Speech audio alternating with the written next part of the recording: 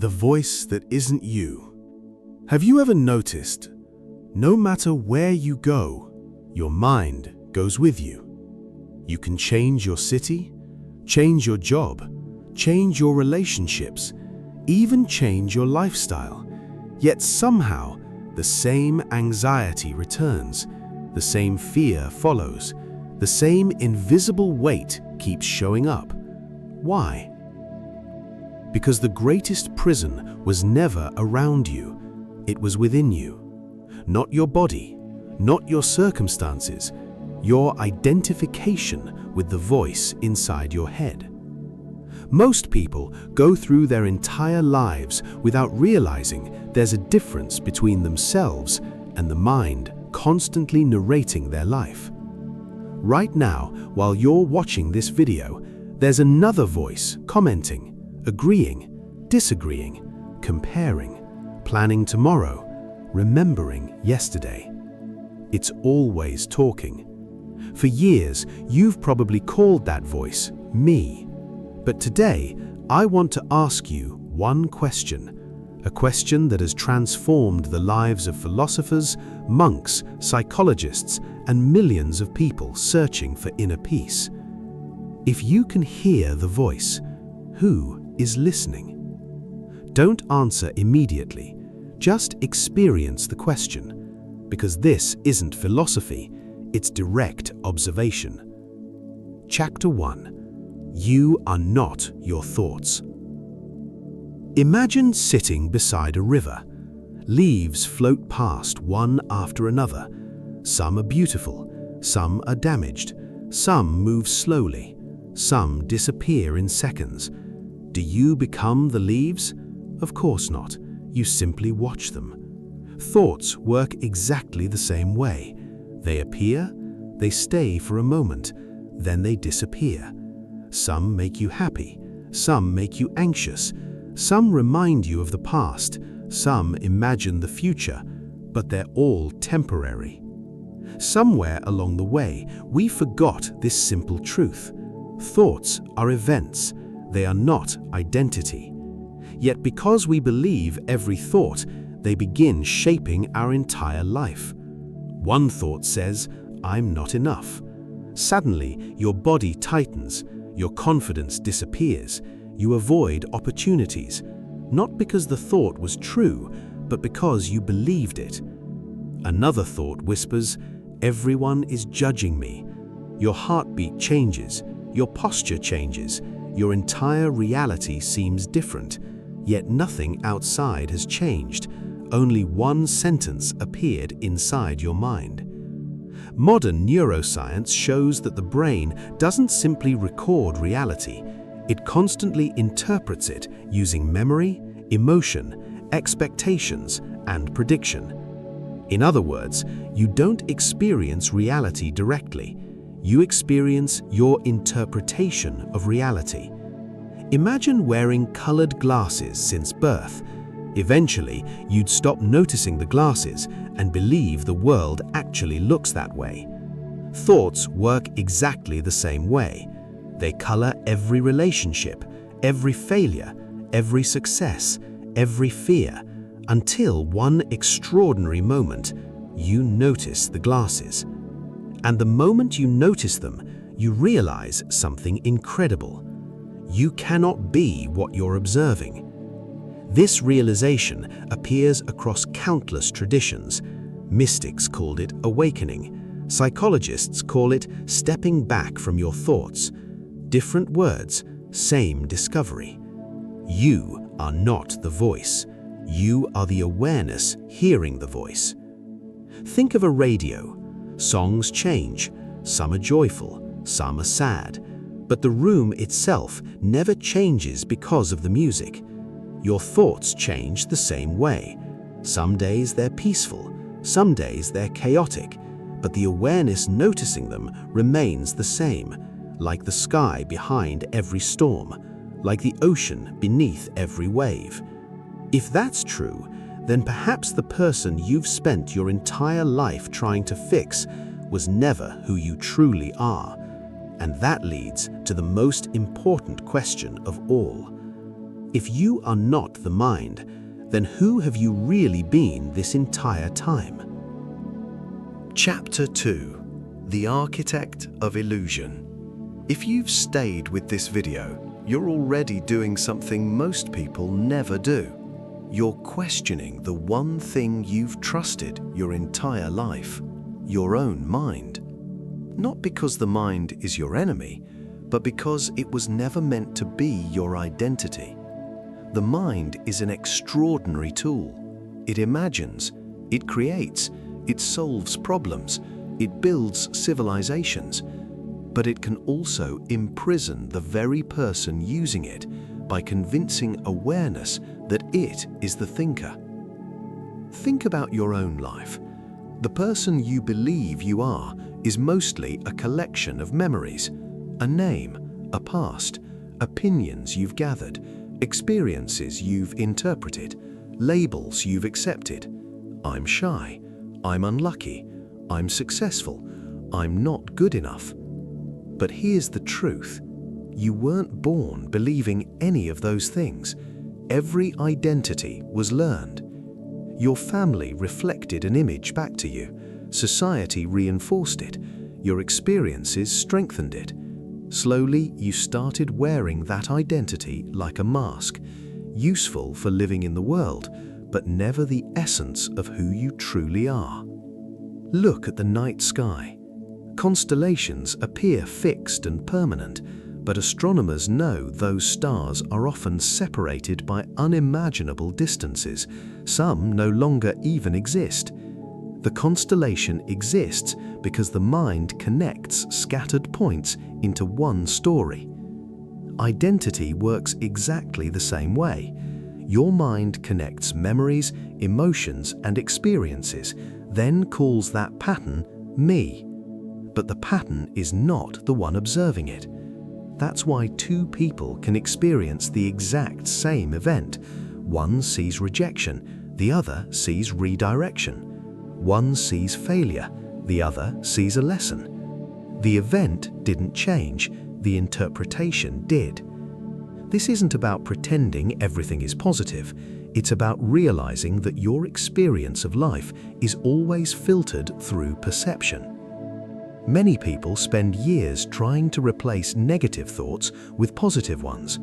Affirmations can help, positive thinking can help, but beneath every thought, positive or negative, there is still the silent witness. If you never discover that witness, you'll spend your life rearranging the furniture inside a house you never questioned entering. Imagine you're dreaming. In the dream, you're running, you're afraid, everything feels completely real. Then suddenly, you wake up. Did you have to fix the dream? No, you simply woke up to a larger reality. Perhaps awakening works the same way. It's not about controlling every thought, it's about recognizing the awareness in which every thought appears. The mind was never meant to be your master, it was meant to be your servant. When the servant becomes the master, fear makes your decisions, comparison becomes your habit, validation becomes your addiction. Peace always feels one achievement away. But awareness needs none of those things. It simply observes. Like space allowing every galaxy, like the sky allowing every cloud, like the ocean allowing every wave. Thoughts will still come, emotions will still arise, life will continue to change, but the awareness beneath them remains untouched. It was there when you were a child. It was there during your greatest heartbreak. It was there during your happiest moment. It has never left. Only your attention wandered. So the next time your mind tells you you're not enough, pause. The next time it says, I'll be happy someday, pause. The next time fear takes over, pause. Then ask one simple question. Who is aware of this thought? Don't search for an intellectual answer. Simply observe. Because beyond every thought, beyond every identity, beyond every fear, there is an awareness that has never been broken, never been incomplete, never been separate. It is here now, reading these words, listening to this voice, quiet, still, aware. Perhaps the greatest journey was never about searching across the universe. It was about realizing the awareness you've been searching for has been the one searching all along. Chapter 3. The Greatest Illusion: Separation. Imagine standing on the shore, watching the ocean. Thousands of waves rise and fall. Some are powerful, some are small, some disappear in seconds. Now imagine one wave believing, "I'm separate from the ocean." It would spend its entire life afraid of disappearing, afraid of being smaller than the next wave, afraid of what comes next. But the wave was never separate. It was always the ocean taking a temporary form. Now ask yourself, what if that's also true about you?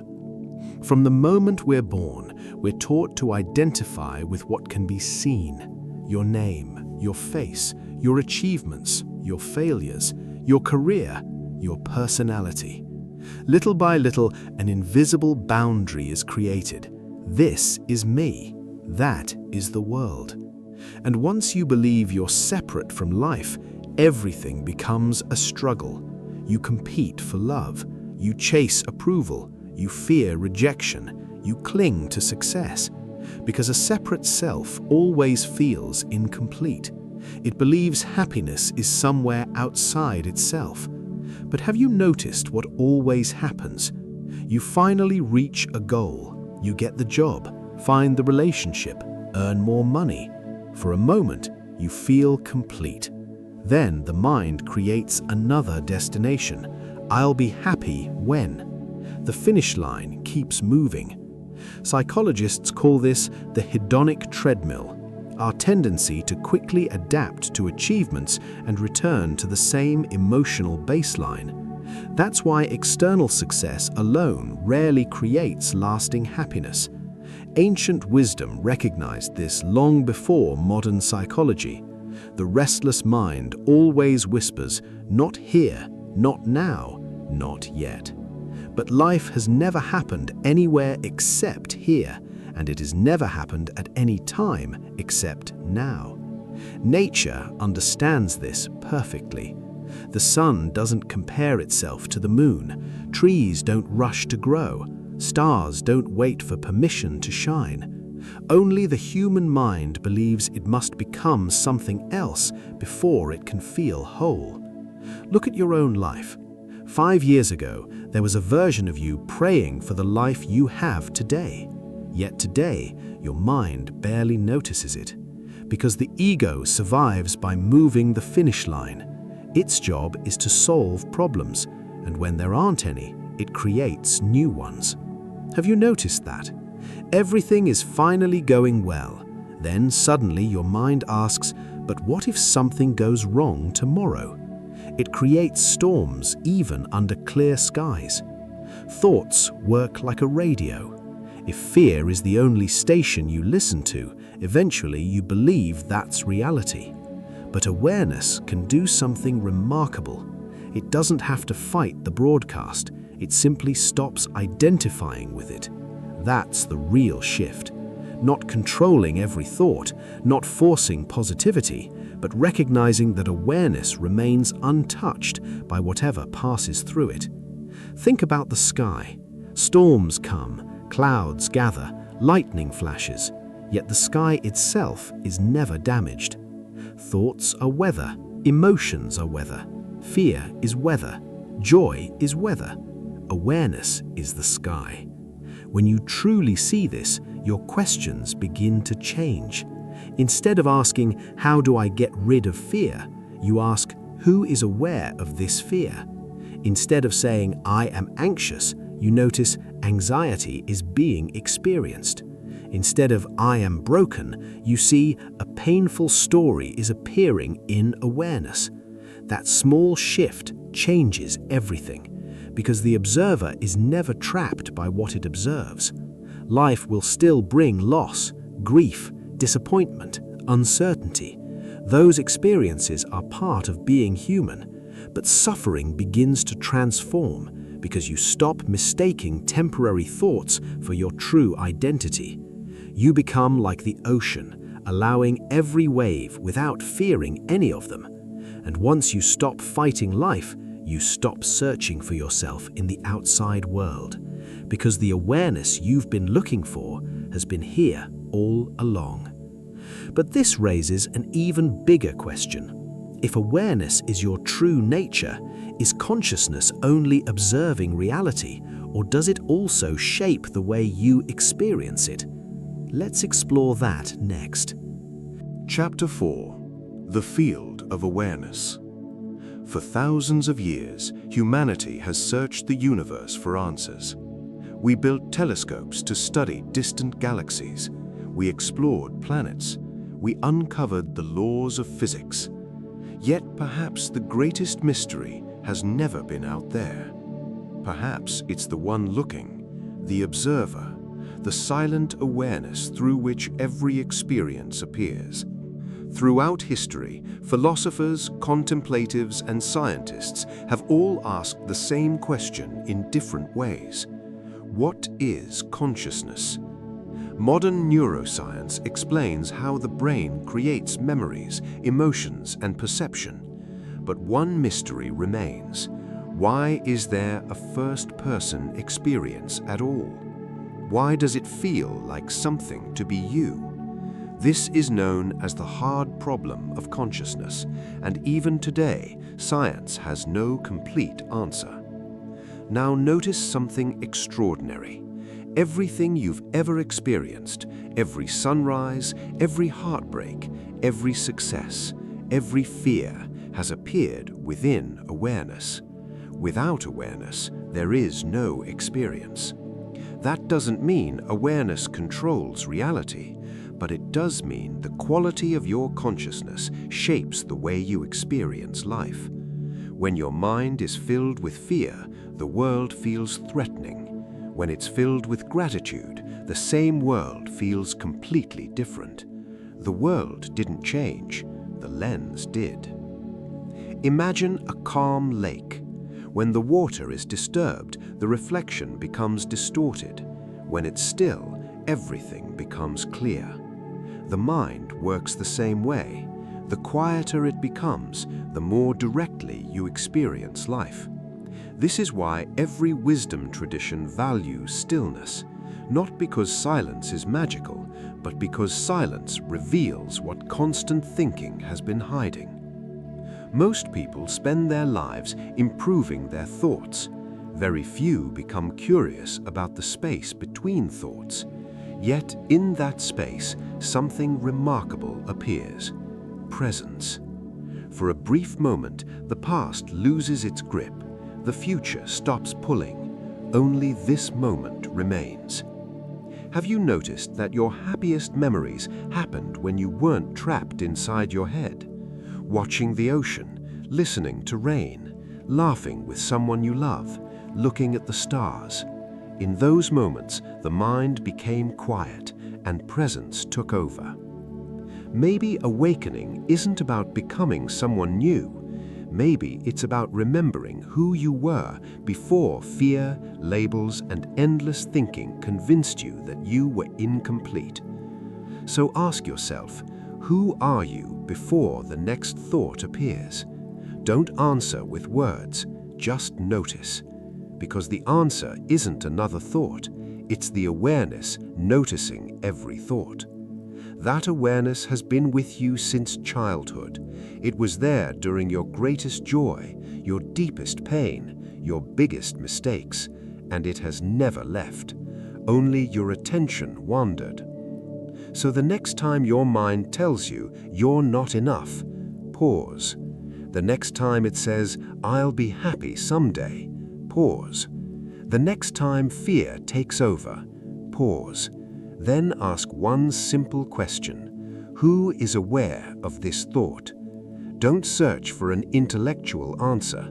Simply observe. Because beyond every thought, beyond every identity, beyond every fear, There is an awareness that has never been broken, never been incomplete, never been separate. It is here, now, reading these words, listening to this voice, quiet, still, aware. Perhaps the greatest journey was never about searching across the universe. It was about realizing the awareness you've been searching for has been the one searching all along. If this message resonated with you, don't let it become just another video you watched. Today, close your eyes for 1 minute. Watch your thoughts without chasing them and gently ask yourself, who is aware? You don't need to force an answer, just observe. That single moment of awareness could change the way you experience your entire life. If you enjoyed this video and want to explore more about consciousness, awareness, and the deeper nature of reality, subscribe and join this journey. Remember, the universe isn't asking you to become someone else. It's inviting you to remember who you've always been. Welcome home.